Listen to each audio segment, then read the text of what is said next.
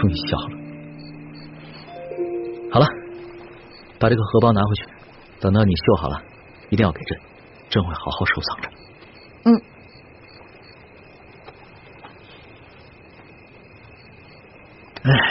其实啊，朕也给你准备了一份礼物。这什么呀？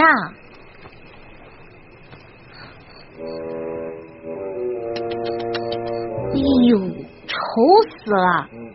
这眼睛，目露凶光，嘴唇这么薄，一看就是个薄情寡人。难看死了！你还真是一点亏都不肯吃啊！朕刚刚埋汰你几句，立马就还回来了。我这怎么是埋汰你啊？是，虽然龙小弟你贵为天子，但是你也不见得是全天下最英俊的男子吧？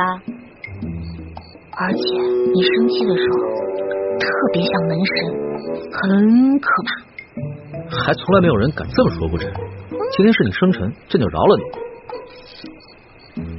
这针小象可是朕亲手给你画的。哦，以前后宫嫔妃还有皇后都想要朕的自画像，朕一个都没给。喜欢吗？老大，朕今天在后宫嫔妃面前对你表现的并不在意，其实是为了保护你。这些后宫的女人们平常看起来姐妹相称，谦恭有礼，其实都是明争暗斗，各有所图。朕喜欢你，就是因为你心思单纯，和他们都不一样。朕不想因为朕的偏爱跟你树敌招火。